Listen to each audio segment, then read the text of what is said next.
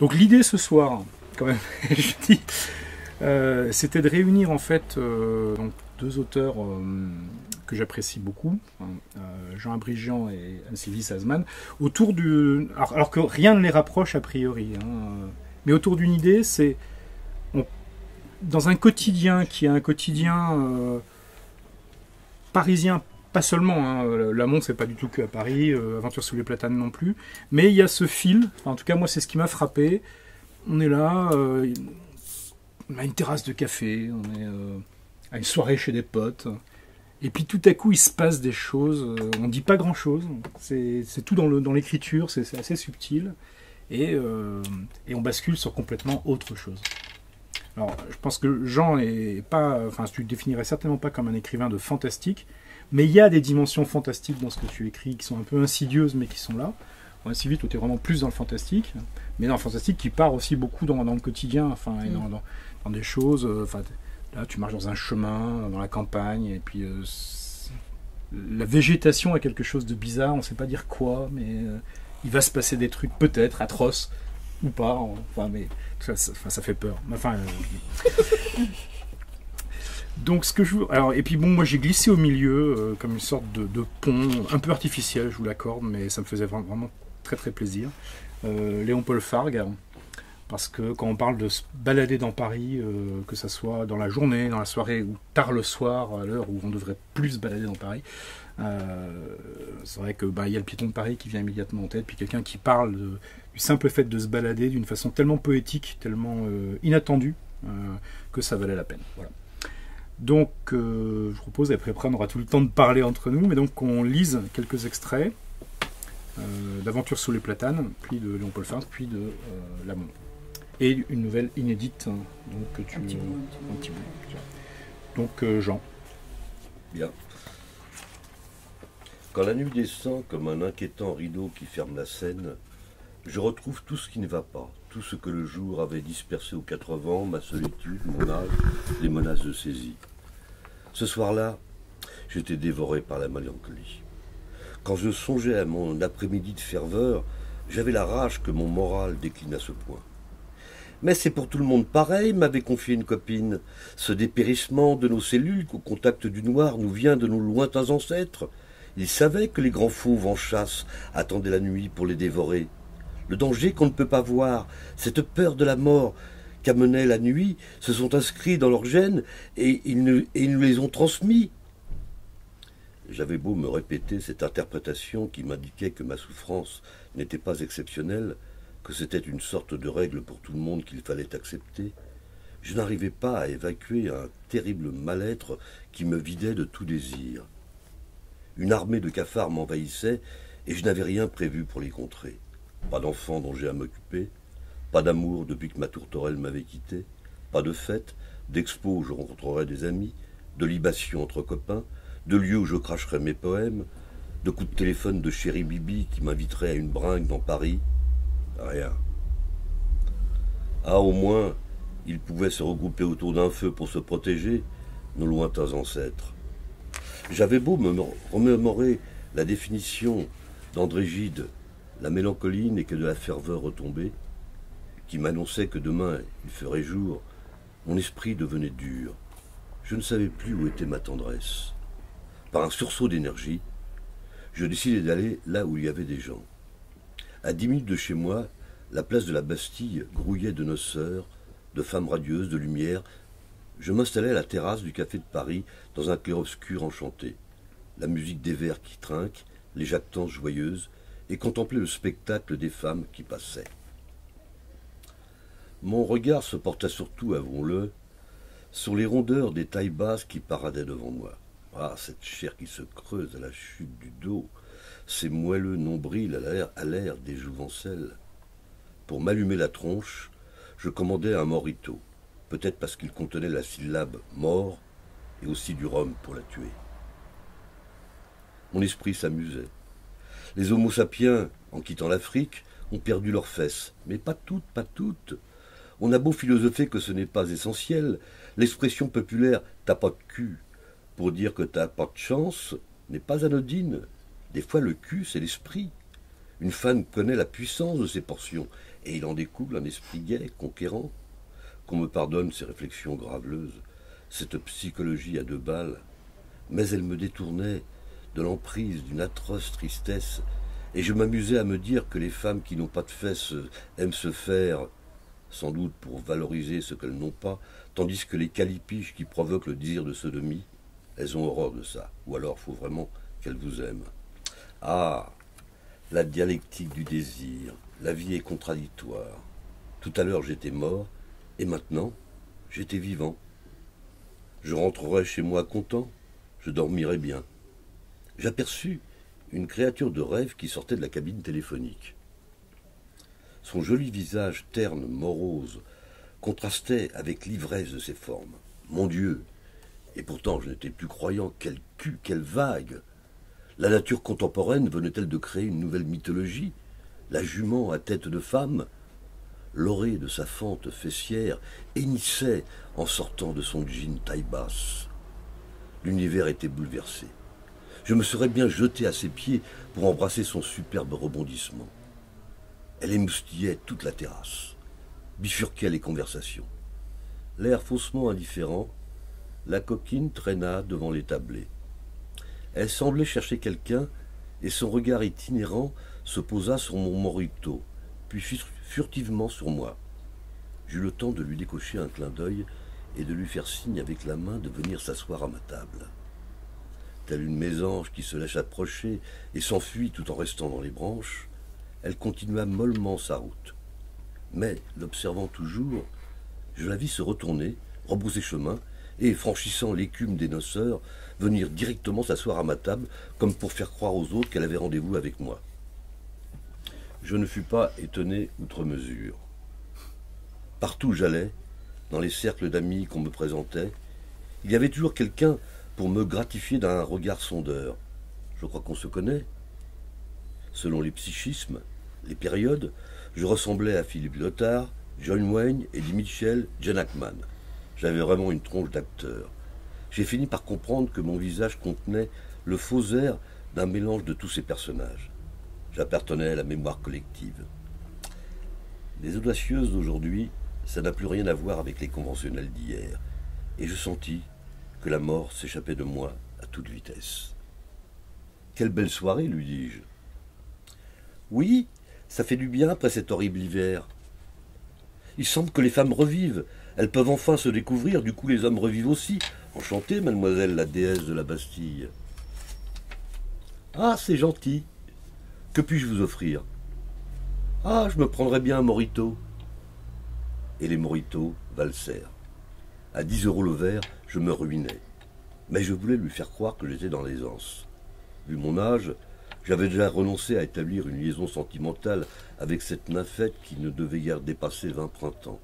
En revanche, comment ne pas loucher sur ces agrumes dorés que mettait en exergue un corsage en satin? J'adore la souplesse, la sensualité de ce tissu quand il enveloppe les seins. Quand l'ingénu bougeait sur sa chaise, ses copieuses mamelles s'agitaient comme des bêtes dans cette deuxième peau. Je devais boire une lampée d'alcool pour atténuer mon désir de les caresser, de les téter. Mais que pouvait espérer cette jeune fille avec un vieux beau comme moi? Des moritos? Des cigarettes qu'elle puisait abondamment dans mon paquet? C'est avec une verve princière que je lui ouvrais mon zippo byzantin, cette flamme abondante et divagante dans laquelle elle aspirait goulûment. C'était une belette alerte, pleine d'à-propos, mais pas exubérante, presque réservée. Étudiante en théâtre à Nanterre, elle ne tarissait pas d'éloges sur son cours. Le théâtre, c'était ma partie, mais c'était surtout mes parties qui se membraient sous la table tandis que je pontifiais. Tenez, Victor Hugo, le langage est magnifique, mais on a l'impression que les personnages se ressemblent. C'est chiant, alors que le grand Will ne perd jamais l'âme des personnages. Il sait dégager tous les démons de l'âme humaine. Quel relief! Elle était entièrement d'accord. Elle m'expliqua que pour elle, le théâtre était une thérapie. Ah, communiquer, ouvrir le dialogue. J'ai besoin de me montrer, de m'exprimer pour pouvoir quitter mon moi, m'éloigner des conventions sociales. Je passe pour quelqu'un de gentil. J'aime jouer les personnages sexués en femmes désirantes qui fait de l'autre son objet tout en étant elle-même un objet. Ce point de vue ne tomba pas dans l'oreille d'un sourd. Ça me rappela ce que m'avait dit une hystérique qui désespérait d'avoir un enfant. J'aime qu'un homme soit en moi comme une épave heureuse. Décidément, c'était l'époque. Elle me raconta qu'elle était partie en Normandie avec des comédiens de son cours pour jouer une adaptation d'une scène de Macbeth. Ils arrivaient dans un village, choisissaient un café et, à l'arrache, à la diable, détournaient l'attention des buveurs par leur fulgurance. « Mais vas-y, tue-le, et tu seras roi, ne sois pas lâche. Montre-moi qu'il y a encore des hommes aujourd'hui. Arrête d'hésiter, vas-y, tue-le, et le royaume d'Angleterre sera à nous. Nous serons riches. » me jouait-elle en me pénétrant des yeux comme si j'étais Macbeth. Ensuite, il passait la casquette. Des fois, on récoltait 100 €. Je ne fus pas sans remarquer qu'elle ne cessait de truffer ses propos de ses avanies d'argent. Le morito, ça se boit comme du petit lait, et au 3e verre, elle me demanda si elle pouvait s'en commander un autre. « Si le ciel n'est pas bleu, j'ai dans ma poche une carte bleue, lui chantai-je. Déjà bien éméché. L'alcool, ça désinhibe tous les démons, et la conversation vrilla. On parla de ces étudiantes qui vendaient leur charme sur Internet pour se payer leurs études. « Ah, je suis comme un homme, mon cœur est pris et mon corps est libre », s'exclama Lady Macbeth, qui se prénommait Amandine. Je lui murmurai à l'oreille de parler moins fort. Je lui murmurai à l'oreille de parler moins fort, car nous étions devenus l'attraction des tablées voisines. Elle partit aux toilettes, et je me retournai pour la regarder. Ah, cette taille de chair, aussi fine qu'un coup de tourterelle, et ces grosses joues fessières que sacralisait son jean inachevé. Je ne pouvais m'imaginer qu'elle puisse m'échapper. Vénus, pardonne-moi cette idée de débauche que tramait mon cerveau. À son retour, on recommença à écluser. Bien pompette, l'apparence d'Amandine se fracturait en 1000 morceaux. Elle ne cessait de geindre sur la société qui empêchait sa grâce d'exposer. « Comment je vais payer mon loyer? Je me sens déjà les mains liées alors que je devrais avoir des ailes. » Parfois, quand on se fixait avec insistance, je captais dans ses yeux calmes des éclairs fugaces d'envie de Lucifer. Par une sorte d'accord tacite, nous conservâmes le vouvoiement qui éloigne la familiarité amicale et me rapprochait de la proposition que je me préparais à lui faire. Posant ma main sur sa cuisse, je lui dis à l'oreille « Écoutez, je vous donne 100 € si vous venez chez moi. » Comme sous l'effet d'un dard, tout son visage s'empourpra. La pivoine qui montait dans son teint pâle, cette fièvre immorale qu'elle ne pouvait cacher, m'excita au plus beau point. « Vous habitez loin ?» me répondit-elle froidement.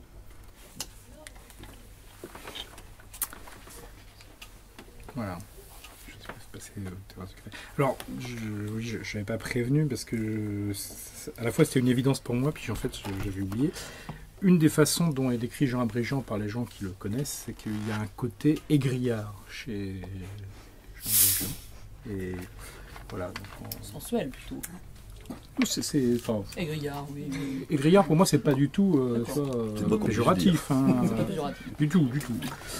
Je m'aperçois que ce serait pas mal je vous dire, parce qu'elle est très très courte, je vais vous lire la préface de Régis Clincard, hein, parce qu'elle est courte. Donc certains d'entre vous connaissent Régis Clincard qui est venu ici plusieurs fois et qu'on aime bien, et je trouve que cette préface elle est jolie. Enfin bon, après vous connaissez très bien, donc c'est une préface d'un ami, mais elle est belle.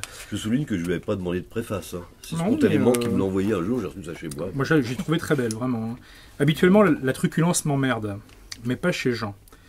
Sans le moindre doute, parce que chez lui, l'idée graveleuse, ô combien, s'enrobe toujours d'une étoile d'infinie tendresse que la grivoiserie canonique, celle des chansons paillardes, celle sidéralement vulgaire des grosses têtes, ne connaît pas. Il y a du Blondin, du Calafert de période septentrion, du Hardelais de Lourdes lente, dans ces nouvelles qui n'ont de nouvelles que le format court, et que la justice commanderait de nommer court roman, puisqu'elles ont la densité, et plutôt 2 fois qu'une. Il y a surtout Jean Abrégant et son double de papier, qui ne craint ni d'être grotesque, ni d'être tragique, ni d'être léger, ni d'être poisseux, ni d'être sentimental, ni d'être lyrique, ni d'être constant dans l'absolue contradiction. Il y a un cœur gros comme ça monté d'une bite prompte au garde à vous, d'hallucinantes images d'une beauté dévoyée, une compassion bonhomme et jamais dupe de ses complaisances. Il y a de la chair derrière chaque mot, ça dégouline, mais pas de bons sentiments. Il y a de la vie à revendre et une générosité palpable. Il y a tout ce qu'on attend de la littérature et qu'on trouve si rarement d'habitude, distillé à si petite dose qu'on pourrait croire l'espèce écrivain en voie de disparition. Ces personnages gentiment déjantés, gentiment car leur lubie louche, leur faille si humaine, trop humaine, donnent envie de les rencontrer. Vous accompagneront longtemps après que vous aurez fini de lire. Jean part d'un postulat qui en vaut bien d'autres. Le genre humain est vicieux et vicié, mais c'est ce vice précisément qui fait toute sa beauté. La morale conventionnelle peut aller se rhabiller, elle ne souffre d'ailleurs pas tellement de cette mise à poil. Elle semble juste un peu perdue, très légèrement pompette, à se demander si elle saura, après un dernier verre, retrouver son chemin pour rentrer chez elle. Lisez et entrez dans la confidence. Vous y tiendrez alors à un secret digne de ce nom et pourrez aller l'ébruiter puisque c'est à ça que servent les secrets. Je vous lire un très court extrait de la 4e nouvelle en fait, du recueil, donc, qui est assez différente. Et on retrouve plus tard dans la nouvelle, mais je ne vais pas le lire, aussi un magnétisme sexuel possible, mais ça démarre pas du tout comme ça. J'ai plongé ma main dans ma poche en la secouant. Oh, le doux chuintement de la ferraille, la douce monnaie que je touche, moi qui croyais que ma poche était vide, qui m'apprêtais à téléphoner à un copain pour qu'il me prête de l'argent, j'ai sorti les pièces et j'ai regardé dans ma main.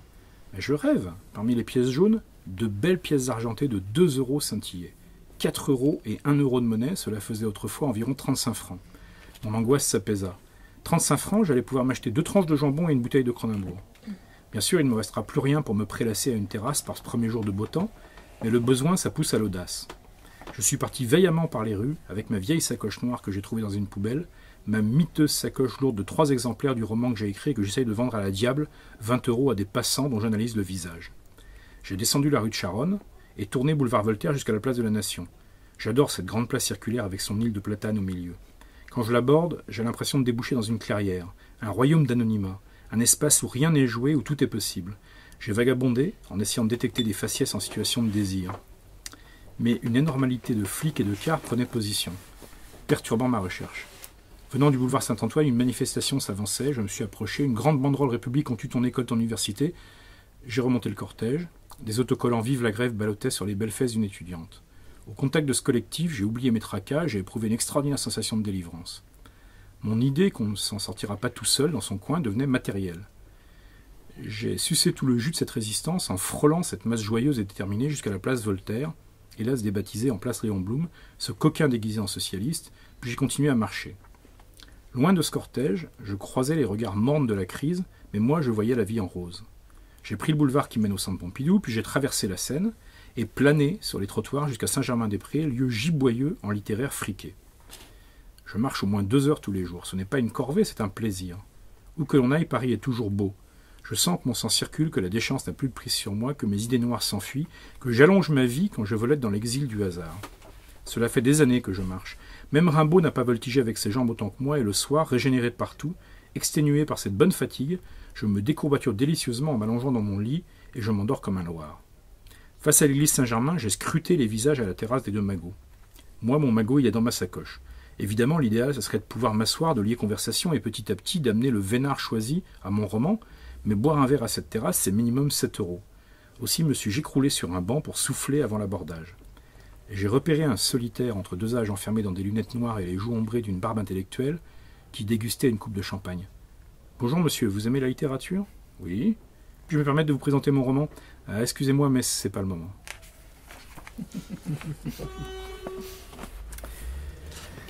Bon timing. Voilà.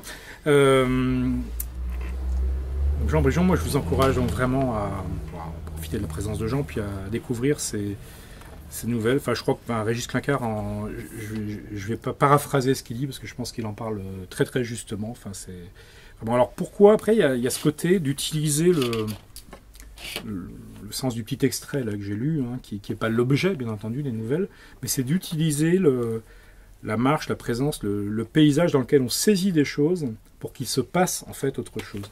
Et là, il y a vraiment un travail d'écriture, enfin, donc on va retrouver. Et là, donc, je vais pouvoir placer Léon Paul Fargue. Et donc, je vais vous dire 2 courts extraits de Léon Paul Fargue, bon, qui est un auteur. Hein, voilà, c'est une soirée où il y a quand même une membre éminente du visage vert. Donc une soirée où il y a le visage vert et où on n'a pas d'auteur mort, et éventuellement libre de droit, Ça peut s'arranger. c'est pas vraiment possible. Donc, Non, mais il y aura des auteurs morts plus tard, t'inquiète pas. voilà.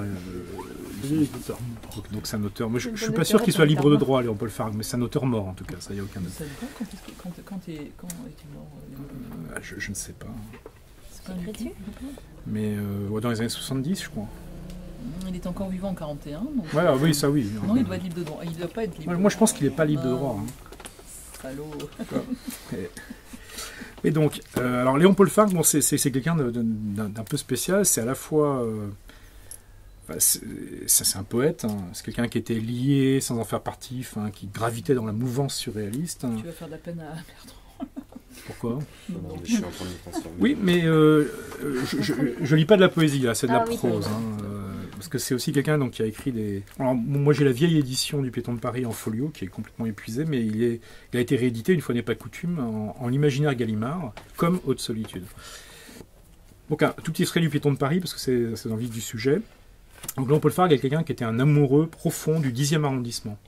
Cette zone en fait, gare de l'Est, gare du Nord, boulevard Magenta, des endroits qu'on a tendance à considérer comme pas super riants, mais que lui, il adorait profondément. Donc j'en lis un tout petit bout. Pour moi, le 10e, et que 2 fois ne l'ai-je pas dit, est un quartier de poètes et de locomotives. Le 12e aussi a ses locomotives, mais il a moins de poètes. Mettons-nous d'accord sur ce mot. Point n'est besoin d'écrire pour avoir de la poésie dans ses poches. Il y a d'abord ceux qui écrivent, et qui constituent une académie errante.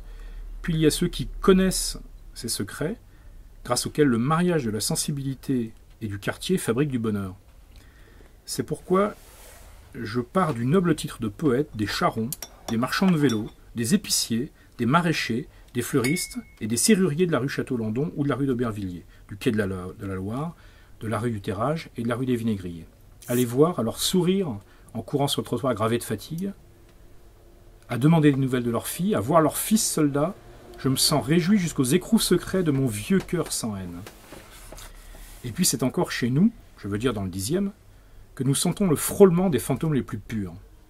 Descendons des vers maladifs des buts de Chaumont, jaillis des rails luisants comme un halage de larmes, chassés des abattoirs, nés dans ce triangle mystérieux formé par le faubourg Poissonnière, les faubourgs dits grands, les boulevards dits grands et le boulevard Magenta, nos fantômes ne sont pas littéraires, ils ne sont pas fournisseurs de poésie pour films, ballets, vices, costumes, mondanités affreuses.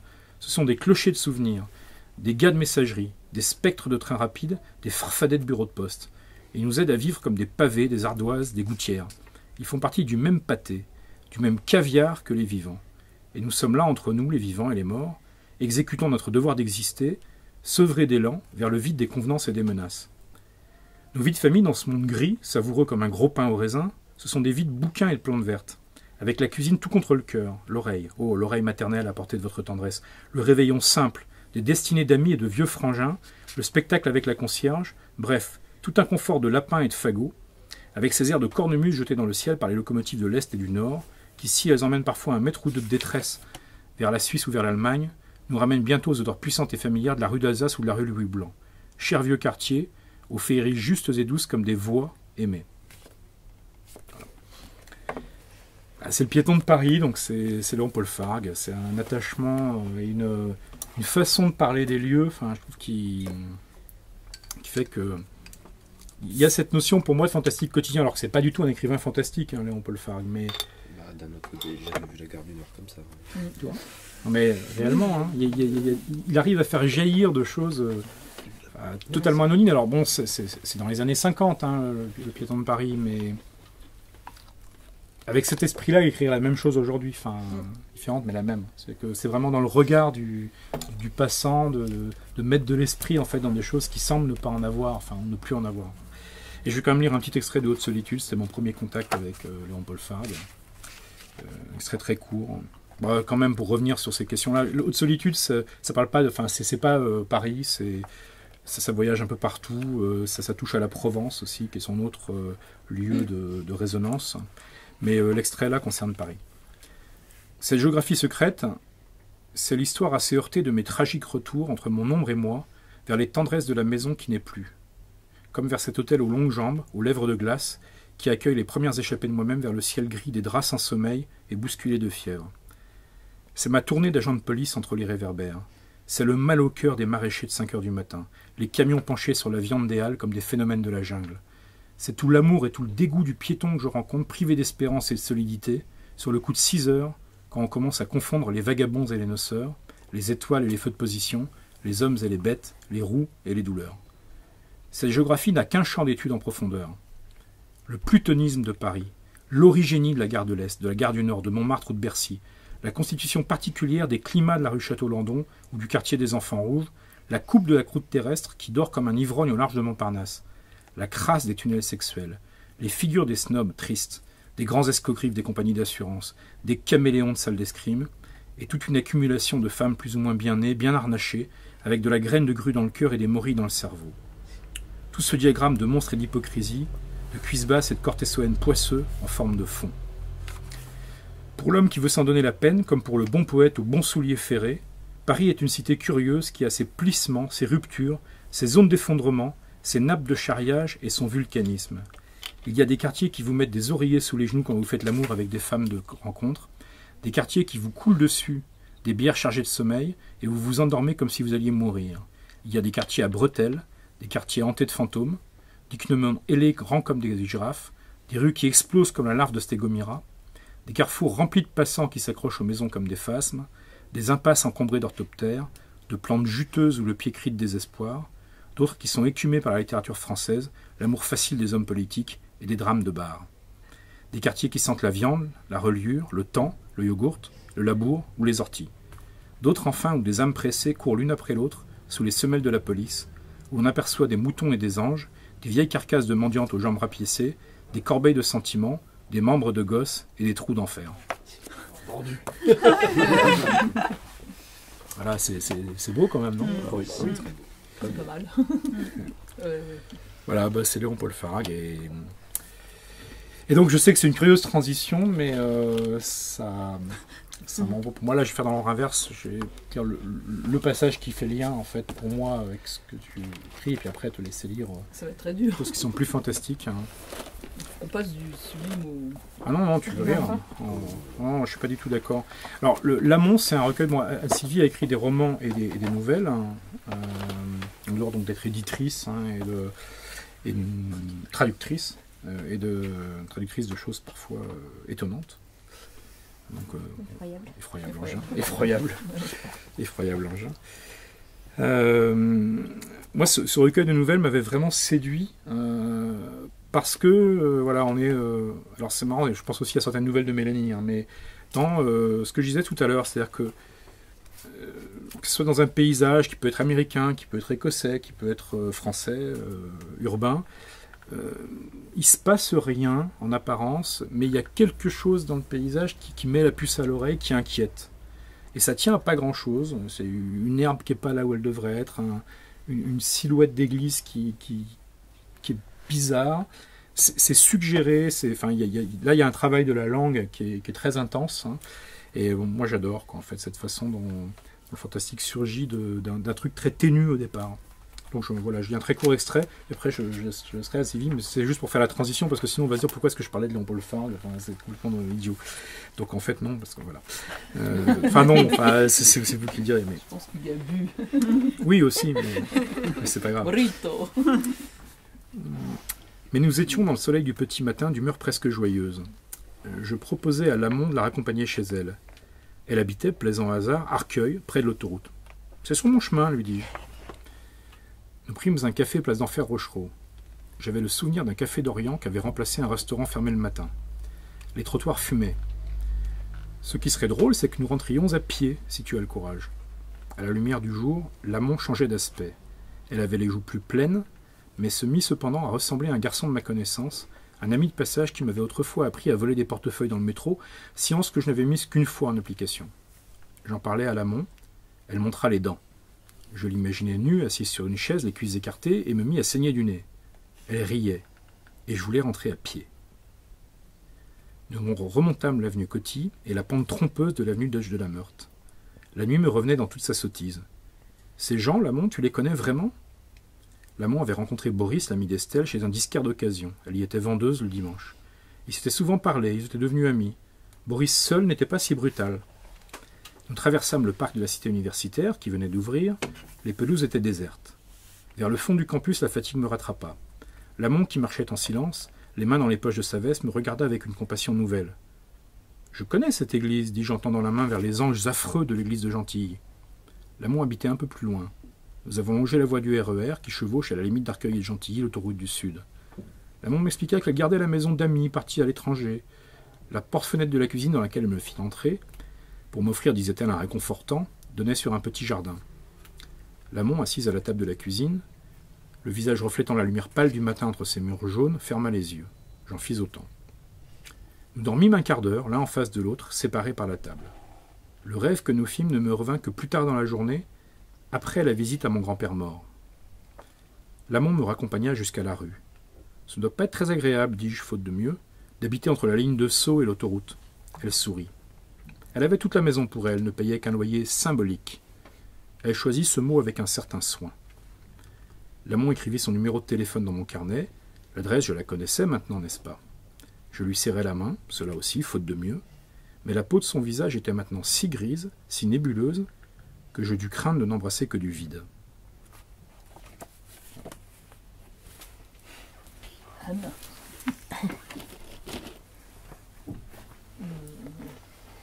En fait, il y a une... Enfin bon, après il se passe des choses. Et je vais vous lire un tout petit passage plus loin. La fille en question,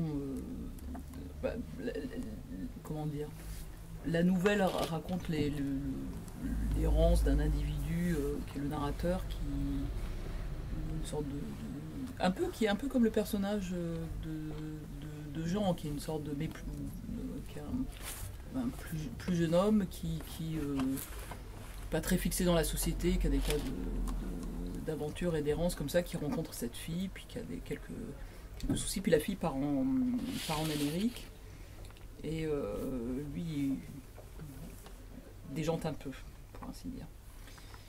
Et une fois qu'elle est partie en Amérique, voilà. Je voulus revoir la maison d'Arcueil, la maison donc où elle l'emmenait. Sans doute était-ce plus tard dans l'année, un dimanche matin. J'y revins par le chemin que j'avais suivi avec Lamont, par le campus de la cité universitaire, et devant l'église des Portugais, dont les anges étaient peut-être bien des démons réformés, brûlés dans le bronze et hâtivement hissés, en guise de punition au-dessus du périphérique, rien n'échappait à leur œil mauvais. Celui qui regardait vers le sud me vit, à ses pieds, prendre la rue Malon et longer la voie du RER. Mais à l'entrée du passage Boutet, cependant, l'œil de l'ange me perça la nuque, la douleur me cloua au mur. D'un fer souverain, il m'ouvrit tranquillement le dos, décolla la peau et sa doublure de muscles, et me fabriqua, bien malgré moi, des ailes. Tu comprends, l'ami? Tu es des nôtres. Je vis paraître devant moi la sœur de Boris, dont j'avais oublié le nom. Je te donne le spectacle de ton néant et de ton chagrin devant ton néant. Elle approcha, les bras tendus, le ventre ouvert, je passai mon chemin. J'avais retrouvé des forces. Bon. C'est la rencontre avec les anges de l'église de Gentilly. De l'église de Gentilly. Et, entre-temps... C'est vrai qu'ils sont effrayants, ces anges. Alors, cette église, je ne sais pas si... Ils en est en Asie, vous ne trouvez pas? Cette église, je ne sais pas si vous la connaissez, c'est l'église, ce qu'on appelle l'église des Portugais, ou l'église... et alors, c'est une église des années 30 qui est plantée... Gentilly, c'est où ça? Gentilly, c'est la banlieue sud. Ah, d'accord. Alors, il y a la cité universitaire, il y a le grand parc de la cité universitaire, et puis il y a le périphérique qui longe la cité universitaire, et de l'autre côté, en fait, cette église qui, j'ai appris ça plus tard par, d'ailleurs... Ah oui, je la connais, ça y est. Ouais. Elle touche le périphérique aussi. Elle touche le périphérique. D'accord. Elle touche le périphérique, il y a l'arrivée de l'autoroute du Sud. Il n'y a pas un truc vert un peu? Et elle est un peu verdâtre. Un peu verdâtre, Vert de gris. Elle est un peu verdâtre parce que les anges, les 4 anges qui font le tour de... Ah oui, je sont des anges en bronze et ils ont... C'est une église catholique ou C'est une église catholique. Ah d'accord. Et cette église, enfin, pour expliciter un peu la chose, il y a une partie de ma famille qui est réellement de ce coin-là. Les Parisiens ou les banlieusards, en général, ils viennent un peu d'ailleurs, mais il y a une partie de ma famille qui est vraiment de cette banlieue sud depuis un certain temps, et donc depuis très longtemps, je connais ce coin-là parce que j'allais rendre visite à mes grands-parents et tout, etc. Et donc, cette église un peu monstrueuse quand même. Elle a toujours dominé mon... C'est vrai qu'elle est particulière. Voilà. Et quand je sors, enfin, même encore maintenant, parce que pour des raisons diverses et variées, j'habite encore dans ce coin-là, tout simplement, quand je sors de chez moi et que je monte vers le métro, il y a un moment où on voit l'église au bout comme ça. C'est pour Banks, hein, attention. Ah bon. Non, mais tu peux on boira sans santé. C'est pour la veillée funèbre. Oui, c'est après. Et voilà. Et alors, après avoir écrit cette nouvelle, paraît ce livre de Jean-Christophe Bailly qui s'appelle Le dépaysement, et qui parle en fait, dans 2 de ses textes, c'est des textes sur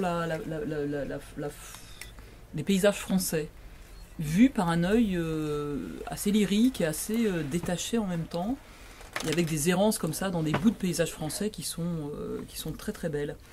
Et il y a tout un passage sur Gentilly, Arcueil-Gentilly. Donc quand j'ai lu ça, j'étais folle de joie parce que c'était mon paysage vu par cet œil complètement incisif et étrange. Et donc il y a le texte suivant s'appelle La passerelle du Cambodge.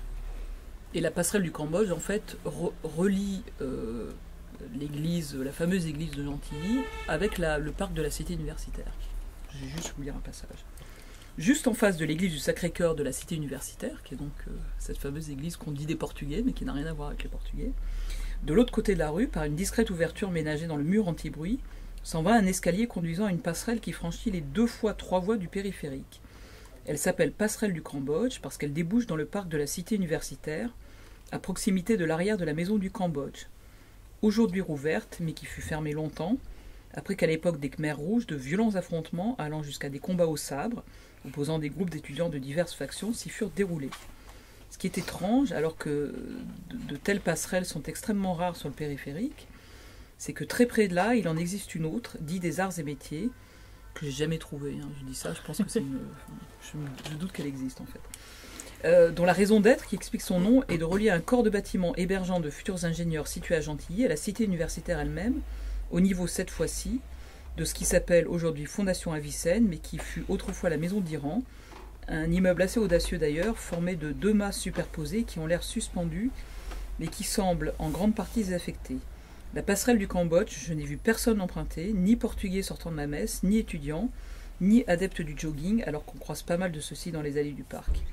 Plutôt étroite et bordée de bacs à plantes où rien ne pousse plus, elle a l'air quelque peu défraîchie. La franchissant, on ne s'y sent pas très sûr et c'est avec la sensation d'avoir transgressé un interdit, alors que même son accès est libre, que l'on se retrouve de l'autre côté, dans Paris, devrait-on dire, puisque l'ensemble des bâtiments et des jardins de la cité universitaire dépend du 14e arrondissement. Sauf que ce que l'on voit ne correspond aucunement à l'ensemble de traits auxquels la capitale est apparentée. La forme des bâtiments, leur disposition, leur variété, jusqu'au parc où ils sont disséminés, tout est là singulier, tirant d'un côté vers le campus de tradition anglo-américaine, c'est flagrant aux abords de certains bâtiments qui, jusqu'au beau window, assument clairement cette filiation, et de l'autre, vers quelque chose d'indéterminé dont je ne connais pas d'autre exemple et qui serait comme une zone franche, ou comme un reste d'exposition universelle, où divers exotismes tempérés auraient fini par aboutir à une sorte d'annulation. Un nulle part, mais qui ne serait ni sinistre ni désert, en tout cas un espace étrangement flottant. Comme l'est d'ailleurs celui, courbe et semblant très allongé, des quais de la station Cité Universitaire qui, à ciel ouvert mais au fond d'une tranchée, passant sous les grands arbres du parc Montsouris, donne toujours, quand on y attend le RER, la sensation de ne plus être à Paris, mais très loin, dans un composé étrange de Bretagne et de Japon. Voilà. Ça, c'est les 2 beaux chapitres hautement recommandables que Jean-Christophe Bailly consacre à la Arcueil-Gentilly et à la cité universitaire. C'est vraiment très très beau. Et alors je vous montre juste ça comme ça. Il m'avait fait une gentille petite dédicace où on voyait la passerelle du Cambodge. Ah ouais. Voilà, parce que je lui avais fait l'article sur la passerelle du Cambodge. Et alors après, mais je vais vraiment être assez courte. J'ai écrit un autre texte qui paraîtra peut-être au visage vert un de ces jours, je ne sais pas. Assez particulier. Des questions de cannibalisme urbain. Mais voilà, et c'est aussi... peut-être que l'histoire de Bailly m'avait encouragé, en fait, le fait d'avoir quelqu'un qui voyait les choses un peu, non pas du même œil, mais avec un œil aussi qui distinguait l'étrangeté de ces lieux et l'étrangeté de ces tranchées dans lesquelles il faut vaincre pour aller de la banlieue à Paris, et qui sont vraiment comme des blessures où on a l'impression qu'on peut rentrer plus avant dans la substance de Paris. Et là, il va se passer, ou dans la substance de la terre, et là, il va se passer des choses formidables. Donc il y a cet autre texte qui pour le moment est inédit, et qui parle d'une fille qui s'appelle Kim. Un peu plus tard, étudiante, elle suivait tous les jours cet itinéraire. Par-dessus l'autoroute, la même, bien qu'elle n'ait plus loisir d'y descendre, puis le long de la voie du RER, enfin franchissant le boulevard périphérique par une passerelle qui menait au parc de la cité universitaire. De là, elle prenait le métro, parfois, d'autres jours rebroussait chemin au milieu de la passerelle, plus rarement dans le parc. Des signes l'encourageaient à renoncer, des flaques d'eau d'une certaine forme dans les allées, ou ne reflétant pas les arbres, mais d'autres figures qu'il valait mieux ne pas reconnaître, les regards menaçants des statues. Kim, par inertie, étudiait la biologie à Jussieu, près du jardin des plantes. Tout dépend des singes, se disait-elle devant la maison du Cambodge, gardée, cette maison, par une paire de divinités simiesques, le front bas et les jambes écartées. Un jour, ils prononceront l'arrêt du temps. Voilà. Je ne vais pas vous lire tout le truc parce que ça serait un peu... Mais si vous allez dans ce coin-là, que je vous recommande vivement, et surtout en ce moment dans cette espèce de faux été ou de faux hiver. De faux hiver, ouais. En ce moment, vers 8h ou 9h, où les parcs sont ouverts, en fait, hein, par la printemps funèbre. Ce printemps funèbre, exactement. Traîner un peu dans le parc Montsouris et voir ces espèces de... le passage de la voie de RER et le passage de la voie verte, dont on n'arrive pas à comprendre comment les deux se croisent d'ailleurs. Certainement la voie verte passe dessous le RER, donc on a comme ça des espèces de trous assez inquiétants dans ces paysages, et puis traverser le parc de la cité universitaire et passer par-dessus le périphérique, juste devant la fameuse église des Portugais, avec ses 4 anges qui gouvernent comme ça l'entrée de Paris. Et là, vous êtes à la fois... Je m'en souviens. Vous êtes à la fois au-dessus du périphérique. Dans les embouteillages, oui. On la voit. On la voit, exactement. On n'avance pas et on voit les... Et en même temps, on est sur l'arrivée de l'autoroute du Sud, donc de nouveau, il y a des espèces d'entrelacs et de trous et de gouffres qui s'interpénètrent. Et c'est vraiment des blessures dans Paris. Et je sais pas genre comment vous concevez la chose, comment vous... Ouais. On la remarque, hein, mais voilà. Parce qu'elle est particulière par rapport aux autres églises. Et elle gouverne cette espèce d'entrée brutale et de méchanceté, en fait, de voix violentes dans Paris. Mais je t'assure, tout à l'heure je disais pas ça par hasard. Je trouve qu'en termes esthétiques, la façon dont ils sont faits ces anges avec leurs espèces de hauteur, et de manteau et de plis, il faut penser à l'esthétique de... Vous voyez cette BD, tu sais, il y en a 4-5, c'est une série de BD sur une seconde guerre mondiale en fait qui dure pendant 30 ans, avec toute une iconographie bloc 49, voilà. Je trouve que c'est vraiment la même esthétique, hein. C'est vraiment cette esthétique années 30, nazie et... Alors en fait, j'arrive plus à savoir si elle a été construite avant. Il faudrait que je regarde si elle a été construite avant la guerre ou après la guerre. Je sais rien, moi sans connaître son histoire, j'ai toujours trouvé que je trouvais ça incroyable, tu vois, ces espèces de figures super hiératiques et puis franchement pas sympathiques du tout, quoi. Les croisés, c'est les croisés. Non, mais ils sont les croisés contre cette église. Alors quand j'étais gamine, moi le lien que j'avais c'était avec un truc qu'il faudrait que je retrouve, qui était le dictionnaire paru chez Pauvert, le dictionnaire de la bande dessinée, qui était un truc qui traînait chez mes parents. Et dans ce dictionnaire de la bande dessinée, il y avait plusieurs strates, il y avait des trucs très sympathiques, très aimables et tout, etc. Et puis il y avait toute une partie sur la bande dessinée américaine. Et sur des choses effroyables. Quand j'avais 7 ou 8 ans, ces trucs me faisaient trembler. Il y avait des infamies, Tales from the Crypt, des trucs comme ça, il y avait des choses qui étaient... Oui, sauf que bien dégoulinant. Quand t'as 8 ans. Quand t'as 7 ou 8 ans, t'es là, tu lis ça, tu sais que c'est vaguement... que c'est peut-être pas tout à fait de ton âge et tout, etc. Et il y avait... Il y a cette espèce... C'est du néo-gothique, c'est du néo... et il y avait cette espèce d'impression très forte, en fait, d'une grande... voilà, d'une chose extraordinaire et tout à fait inquiétante, qui était là tout le temps. Qui continue à faire partie du paysage de façon beaucoup plus anodine, mais qui pour moi gouverne encore ce coin-là de Paris, quoi. Enfin, ce coin-là et puis de la jonction justement entre la banlieue où j'ai beaucoup vécu et Paris avec ses voies entrantes, le double croisement de l'autoroute et du périphérique, et ensuite le double croisement de la voie de RER et de la coulée verte. Des endroits où il peut se passer des choses, voilà. Alors, je propose qu'on fasse, comme on est en un assez petit comité, une pause, genre cigarette, ce genre de choses, et puis après on parlera du visage vert, et puis de Yann Banks un petit peu, tôt ou tard. Juste deux choses, pardon, excuse-moi, je voulais juste dire deux choses, pardon. Et là on pourra faire le whisky. Faire une petite suggestion mesquine. Mesquine. Mesquine. Oui, je pense que les déambulations dans Paris, tout ça, c'est fort intéressant, mais avec un aspect essentiel qui est le métro. Et je note qu'il y a Mélanie Fazi dans la salle. Ciel. Qui a une excellente nouvelle. Oui. Ah mais oui, C'est vrai. bien sûr. Et c'est pas mesquin. Ouais, mais alors je l'ai jamais lu celle-là, donc je sais pas s'il y a des passages. Elle est longue cette nouvelle quand même. Bon, mais ça vient comme ça, l'idée. Mais tu prends un petit bout. Mais oui, c'est vrai, de toute façon, Je peux, mais.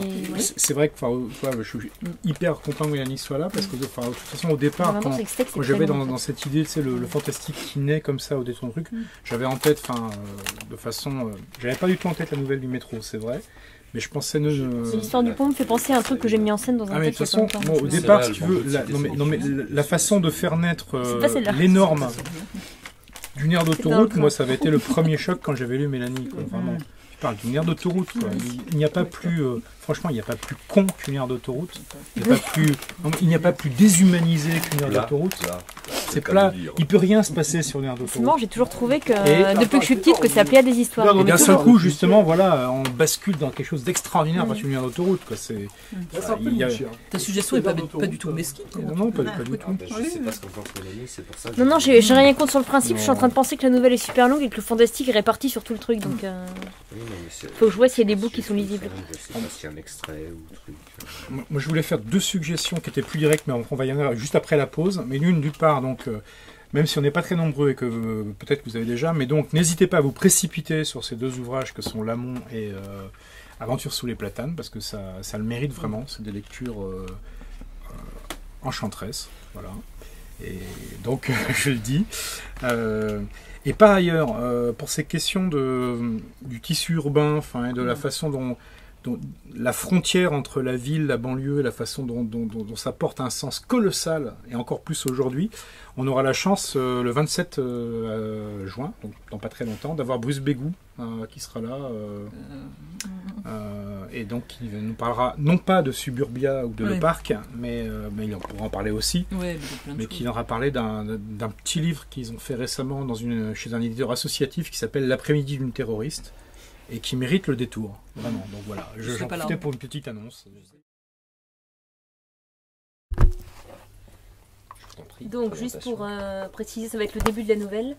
Une nouvelle qui s'appelle Petit théâtre de Rame qui se passe dans le métro parisien. Et ce sera un passage non fantastique. C'est un texte qui se compose de 4 récits de 4 personnages qui se croisent dans le métro. En fait, les 3 premiers vont tour à tour croiser le 4e, dévoiler son histoire petit à petit, et au fur et à mesure qu'on apprend cette histoire, ça bascule dans le fantastique. Et ça, c'est donc le témoignage du premier personnage, et c'est le début du texte. Et c'est à peu près tout ce qu'il y a à dire avant. Si, on peut dire quand même que c'est dans le recueil Serpentine, Grand Prix d'Imaginaire 2005, donc c'est écrit en gros là sur le bandeau. Sur un bandeau rouge. Voilà. C'est très bien. Et du concours aussi. Française. Tout ça. Les concours de la nouvelle. Galerie. Rodrigue, station Campo Formio. L'entrée de la station émerge du trottoir comme un îlot de métal vert qui singerait le végétal. Depuis que j'habite le quartier, je l'ai photographié sous tous les angles possibles. Ce décor me fascinait. Les arabesques art nouveau, les 2 grandes tiges qui flanquent la gueule de l'entrée, le métal qui coule comme du fromage fondu et la pancarte qui annonce la couleur en lettres biscornues, vertes sur fond jaune, Métropolitain. Juste au-dessous, un nom, Campo Formio, marque l'endroit avec la précision des cases du Monopoly. Sauter d'un point à l'autre sans passer par la case départ, ne touchez pas 20 000 francs. Bienvenue dans le réseau souterrain. Sitôt que je m'engouffre dans le passage, je laisse derrière moi la lumière déclinante du soir et la ville dont elle adoucit les contours. Passage obligé du tourniquet, couloir, nouvelle volée de marche, parcours familier que je répéterai les yeux fermés. Et me voici sur le quai, là où la lumière ne pénètre jamais. Alors ça y est, je retrouve mon décor. Le jeu va pouvoir recommencer. Il n'y a jamais grand monde à cette heure-là. L'heure de pointe est passée, celle des retours de soirée attendra minuit et l'échéance des derniers trains. À l'exception d'un ado affalé sur un des sièges de plastique, le nez plongé dans la lecture de manga, j'ai l'endroit pour moi seul. Je m'adosse au mur, tranquille, et jette des coups d'œil furtifs à l'adolescent, là-bas, des fois qu'il lui vienne une pause intéressante. Ma main cherche d'instinct le petit sac en bandoulière qui protège l'appareil. Mais ce ne sera pas pour cette fois. J'ai tout mon temps ce soir. Autant goûter d'abord à la vibration qui imprègne les quais. L'écho du mouvement d'autres trains, plus loin, que répercutent les rails le long des tunnels. Le bourdonnement électrique dont l'air est saturé. Même dans l'immobilité des soirées, le silence est toujours relatif sur les quais. Parce que, fatalement, jusqu'à l'arrêt des trains, il se passe toujours quelque chose ailleurs. Et comme chaque fois que je descends ici, je regrette de n'avoir jamais pu capturer cette lumière. D'autres stations sur cette même ligne ont les murs couverts de mosaïques orange, 3 teintes différentes plus celles des sièges. J'ignorais qu'il existait autant de nuances dans la fadeur. Je préfère ce blanc lisse et brillant, un peu sale, et l'éclat des néons qui règnent partout où le soleil est interdit de séjour. Le mariage des deux, surtout, cette lumière de couloir d'hôpital, cette façon qu'elle a de glisser sur le carrelage, comme une pellicule liquide et fuyante qui refuse de sécher. Comme n'importe quel touriste, j'ai commencé par les classiques, parce qu'il faut bien écrémer les lieux communs avant de trouver sa propre voie. Le tape à l'œil, le folklorique, le grandiose et le coloré. Tous les clichés, aux 2 sens du terme, qui remplissent mon premier album. Les lieux qui ouvrent grand les yeux des visiteurs, et devant certaines de ces stations, fraîchement arrivées en ville, on se sent comme un gamin. Moi comme les autres, les premiers temps. Et alignées dans mon album, des dizaines de photos soigneuses et trop bien cadrées, bridées sans doute par le poids des regards qui fichent ces lieux dans l'imagerie officielle. Le plafond pastel de Cluny-la-Sorbonne et sa mosaïque de signatures célèbres qui font lever les yeux vers les étoiles. À peine le temps d'en reconnaître quelques-unes, et voici que la rame débarque pour briser l'illusion tout nette, jusqu'au prochain passage. Les parois cuivrées d'arts et métiers, percées de hublots étranges et d'alignements de boulons. Et l'impression, la première fois, de se promener dans un chaudron. La deuxième, dans un décor de film d'un autre temps. La troisième, de plonger hors du monde, l'espace d'une halte. Les lettres éparpillées sur les murs de Concorde, où l'on s'amuse, quand le métro tarde à venir, à reconstituer des bouts de la déclaration. Étudiant, j'ai commencé par là pour meubler mon temps libre. Après les monuments, une première série de stations de métro. Je tapissais de photos les murs de mon studio sous les toits, en attendant de m'offrir un endroit plus vaste où les aligner. Puis j'ai appris à ouvrir les yeux un peu plus grands.